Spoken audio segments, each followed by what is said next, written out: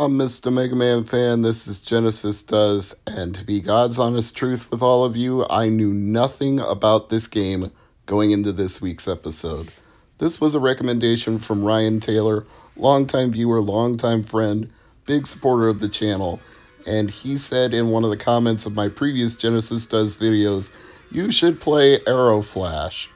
Well, I checked my collection. I don't own Arrow Flash. But because I do have an SD card loader, I can at least try it out, and I can also tell you a little bit about it since I looked it up after his recommendation. So here's what I've learned so far.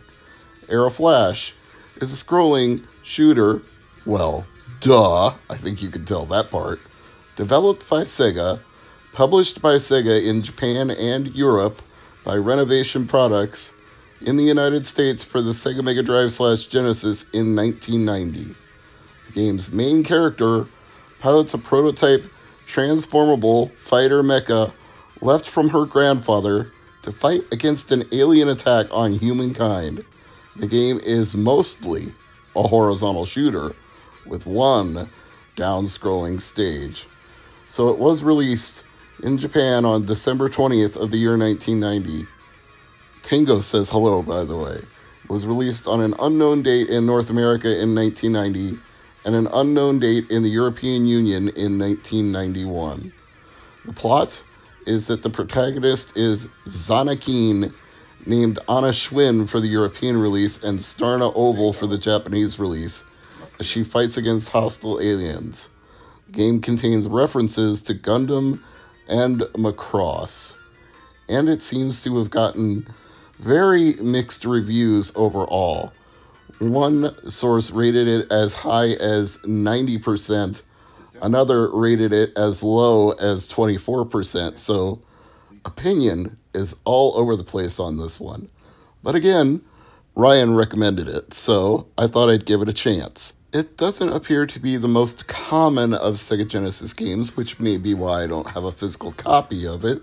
Loose, it goes for almost $32, just the cartridge, $32, complete, $80, and if you're insane enough to buy it brand new and sealed, $190, with a volume of 2 sales a year in that condition, according to price charting. So, short version of this would be, if you find Arrow Flash at a pawn shop for a couple bucks, you probably ought to pick it up because you're never going to see it for that price again. The PAL version is pretty much the same. 26 loose, 53 complete, 110 new.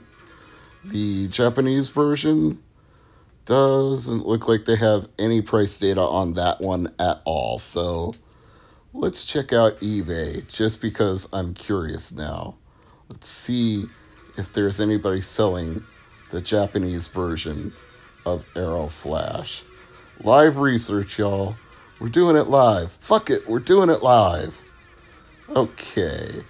Can you find it on eBay? I have no way of knowing. And I also have no way of knowing what the purpose of transforming from the plane into the mecha is. It honestly feels like it would be safer to stay in the plane form because you have a slimmer profile and less chance of getting hit. But if there's a strategic advantage to being the mecha, Ryan, you know what to do. Leave a message in the comments below. Wow, okay, the Japanese version is not any cheaper. $49, buy it now. $75 or best offer.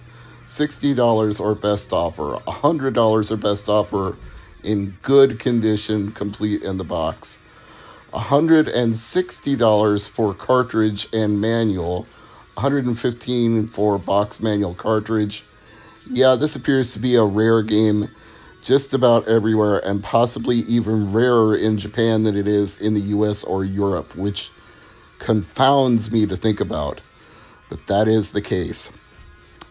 Pretty traditional as left to right shoot 'em up games go. You shoot the capsules, collect the power-ups, you fight different types of enemies.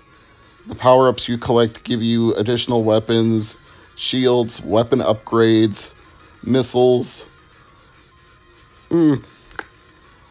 I think when I say it's pretty traditional, I almost sound like I'm being harsh about it, but traditional isn't bad. I mean, shit. If you ask me, I'd say Space Invaders was a traditional shooting, you're not shoot 'em up because you're not moving up, but it's a traditional, I can't talk. Traditional shooter. That doesn't make Space Invaders a bad game. It might be simple, but simple can be fun. I mean, Pac-Man's simple. You just move around a maze and eat things, but that's fun to play. And I like this game. I wouldn't say it's Gradius or R-Type, but it's a decent shooter. It's no Gate of Thunder, but it's not bad. It's no Super Darius, but it's not bad. Okay, I'm damning it with faint praise here. Look, all right, I don't know if I would tell you to go and spend $30 on a loose copy of this game, because that seems excessive, but I will say this. I was surprised that this was a cutscene instead of a boss fight. I don't know what Out of Danger was supposed to translate to in English. I think something got lost in translation, but when you see this giant space station looking thing crashing into the ocean in front of you, I was like, oh shit, we got a cutscene in the middle of the level. That's different. So kudos to the developers for that much, at least. There's definitely some interesting things going on with Arrow Flash. The producer, Kenichi, he's was at least trying to do something a little different than the standard shoot 'em up games, so I give him some props for that. And the mech thing, transforming from an airplane into a giant robot back and forth. Again, I don't know the purpose of it, but that's fun, at least if you like Transformers and you like Gundams and giant robots. It's the kind of thing you're going to be into. The gameplay is frantic. It's not impossible to learn the patterns. When you get the triple upgrade like I have right now, you can actually manage to hang pretty well with just about enemy any. Well, blah. See, I told you I can't talk today. Any enemy formation that comes at you. So I would think, if you get fully powered up, it might be too easy. But then if I say that, I'd be lying, because as soon as I got to the second stage and hadn't already memorized the patterns and the waves and the layouts and the way things are going, then I got myself in deep shit in the level real quick, because suddenly enemies were shooting spread attacks and flying at me super fast, and I was overwhelmed again and lost all my lives rather quickly. But with the triple power-up that I've got right now, this boss fight was a piece of cake. Look how fast it went down. See? Just boom, and it drops off, and it's done. Then you go back and dock with the ship and get your bonus points. Again, cutscenes. That's appreciated for a shoot 'em up. That's not necessary, but it's a nice little touch. And now I will proceed to completely get my ass kicked by everything you see on the screen. I was like, whoa, what the fuck? They're shooting lasers at me and I'm shooting lasers at them. So I got nailed right there. And now I'm back to my first form with no power-up options. So I'm totally screwed now. I don't have near enough weaponry to deal with everything that's coming at me on this screen. And I'm down to my last ship, so I will not be lasting much longer from this point on, but I imagine part of the reason Ryan was recommending this game is probably because he grew up playing this. He had a copy. He probably mastered all these levels and all these waves. And without the kind of practice I've put into games like Contra and Gradius and R-Type. What did I say, Contra? Contra is not really a shoot 'em up. That's a run-and-gun action game. But no, actually, I think my point does stand there, because in Contra, you kind of have to memorize where all the enemies are and where they're shooting and time everything. So even in that game, timing is everything. I would say the exact same thing about Arrow Flash. I think this is a game you have to dedicate yourself to and practice and repeat. But if you're willing to put in that kind of effort, you might be able to get a little further into the game than I was able to for the purposes of Genesis Does this week. But that's not all, because there's also an options menu. Yeah, options. What a great idea, right? What a novel concept. Put some fucking options in the game, why don't ya? So let's take a look at the options and see what we can do. You've got level settings. They go from normal to easy to hard. You've got stock and charge, whatever that means. I really don't know. You can rearrange your controls. The one for Arrow Flash is what changes you from the mech to the plane. But I didn't know there was a trance.